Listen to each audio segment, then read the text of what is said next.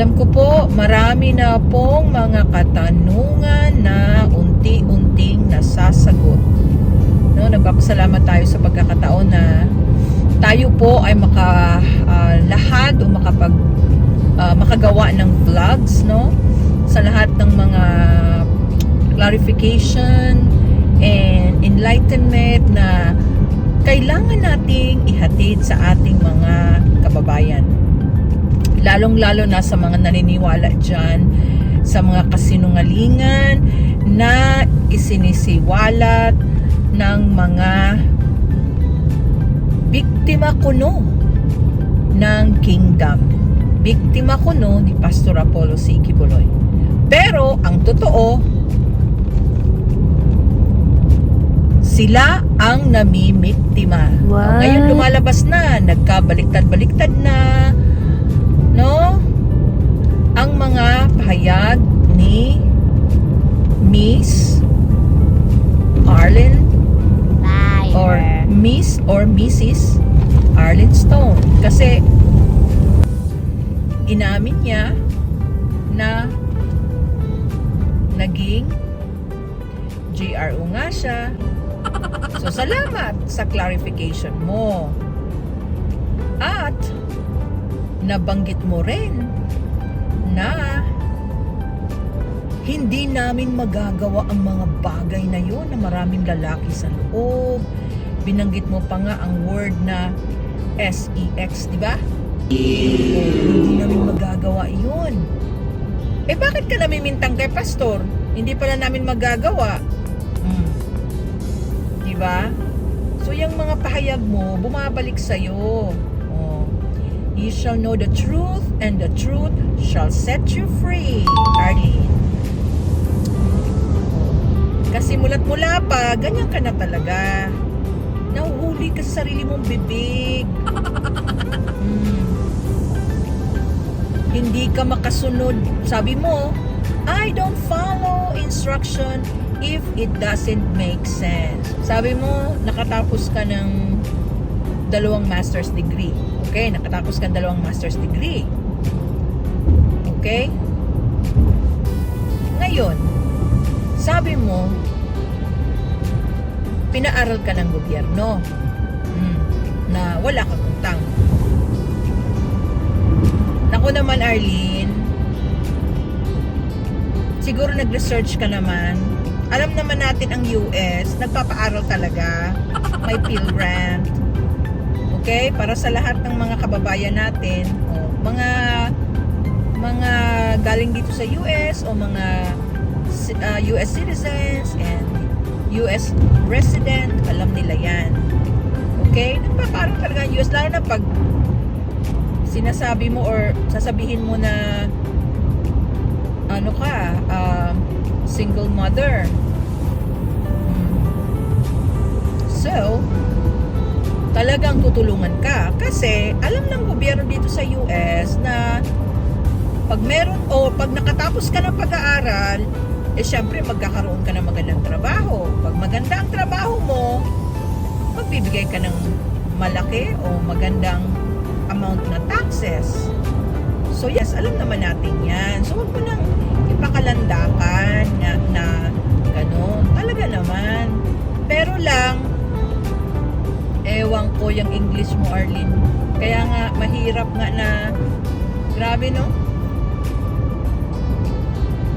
Ngayon, dapat, ewan ko, proud ka pa rin siguro sa sarili mo. Little face. Hey, there's no sentence na sabihin mong little face. Pwede mong sabihin, I have a pretty face. What? Or, ano pa bang pwede mo i-describe sa face mo? Adjectives. But not little face. Hindi mo alam yun. Kaya, the more na tinataas mo yung sarili mo, ibinababa ka naman ng bibig mo. Ganyan ka ng mga pagtataas mo sa sarili mo. Nakakatawa ka na lang. And then, memes. Tinanong ko ang 10 5th grader Native American speaker. Alam mo ba, paano nila basahin ang M-E-M-E-S? Memes. Memes, hindi memes. Hindi mo pinag-aralan yan? Akala ko ba, ang GPA mo napakataas. You are bragging about it.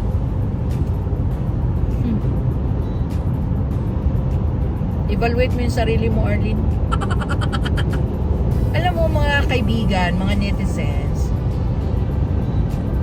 hindi natin siya ibinababa, kundi ipinaparealize lang natin kay Arlene Stone, okay, yung mga pinaggagawa niya, calling Pastor Apollo C. Quiboloy like this, he's like this. Review all your vlogs. Puro maligning kay Pastor. Pero ang totoo niyan, ikaw yan. Tapos sasabihin mo, oh, hindi nila magagawa yan sa kingdom. Yung mga, freedom dito sa labas. Ano bang freedom? Anong klaseng freedom sinasabi mo? Na magkakaroon ka ng maraming lalaki na walang pumipigil sa'yo? Eh, di sa'yo na yon. Kaya sabi nga namin, sa'yo na yon. Obvious na obvious, kung hindi namin magagawa yan, kami, na sumusunod kay Pastor, lalong-lalo na hindi magagawa ni Pastor na mang-rape. Absolutely. Diba? Gamitan mo ng logic. Kahit siguro, elementarya, makakaintindi niyan, Arlene. Kaya ikaw, ano na yan? Masyado kang, you're so stuck up. Sarili mo. Taas ang tingin mo sa sarili mo. Tapos hanggang ngayon, tapos sinabi mo pa, last week sa vlog mo, meron ka namang talento. Inborn talent. Arlene naman, Diyos ko naman. Alam naman natin yan noon pa. Magkasama tayo. Wala ka namang inborn talent yan. Okay lang yun, sige. Pero yung sobrang proud ka at dinadown mo yung iba, yun ang hindi maganda. Kung minsan ginagawa nating joke, inborn talent, oh, we will give that to you dahil gusto mo yan. Okay? Naku naman, Arlene. Offbeat ka? Alam mo pati pagsayaw, 'di ba? Binibiro ka pa nga namin dati para kang nanguhuli ng lamok dahil nag-downbeat na, saka mo palang ipapalakpak yung kamay mo. Oo, 'di ba? Gumaganong ka pa. 'Di ba? Naalala mo 'yon? Pero dahil magkaibigan tayo noon, wala 'yun. Ginagawa lang natin katatawanan, hindi ka naman din na-offend dahil alam mo naman kasi yung totoo. Diba? Pag sumasayo tayo, kumakanta tayo ng mga choruses noon. Sabi namin sa'yo, lahat ng mga workers and musicians, Arlene, yung yung sayo mo, offbeat ka. Matawa-tawa ka lang din. Pero ang point kasi doon, yung hindi mo na sense ba? Hindi mo na sense na pati pag-iisip mo off. Yan ang hindi mo na sense ba? Yan ang kaibahan. Tapos, okay lang. Ganyan ka. Tinanggap ka na namin noon pa, ganyan ka. Pero yung siraan mo si Pastor na kriminal, rapist, kayong lahat dyan, naniwala ka naman yung si Sher Bandari na yan. Tapos sabihin mo, mayaman siya sa Nepal. Na hindi sila nagnakaw. Abangan, may mga revelasyon. Bakit naman sila hindi nagpaalam nang umalis kung hindi sila nagnakaw? 'Di ba? You said tinatawag mo ang kingdom ay isang organization. 'Di ba? So, malaking organization. Kung member ka sa isang organization, 'di ba? Kagaya nung in-explain ni Brother Carlo dun sa vlogs niya. Oh, Typical naman yan, lalo na dito sa US. Dahil pinapractice talaga dito ang mga corporate practices or mga ganyang mga, you know, mga laws sa mga companies. So dapat nagpaalam sila. Kasi nung i-audit na sila, ito naman ang totoo. Ikaw naman. Pero anyway, hindi ka namin mabiblame kasi na ano ka na nga, deceive ka na nga nila, nauto ka na nga nila. So, bibigyan na lang namin yan sa'yo. Wala na kami magagawa dyan. Okay? Yung dalawang magkapatid. Oh.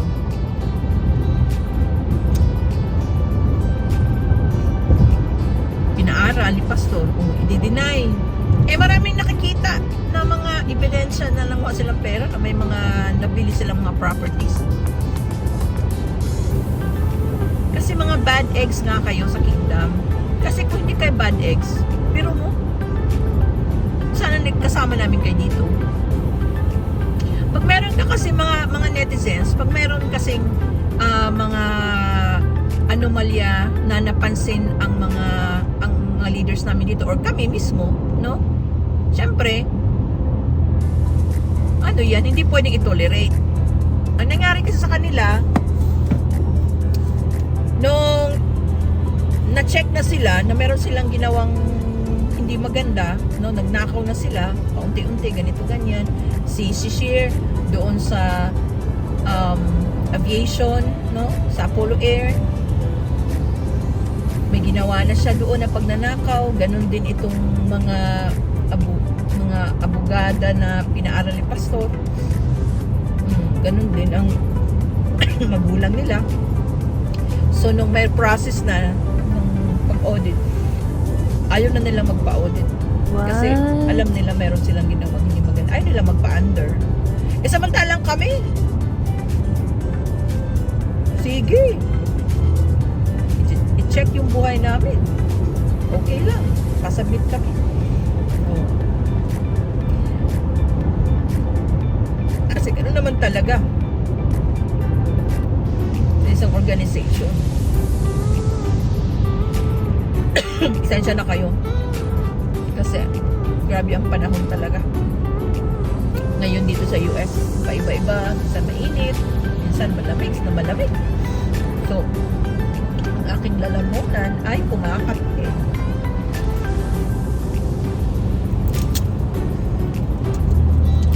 Grabe, ang ganda ng view. Napakita ko sa inyo mga netizens.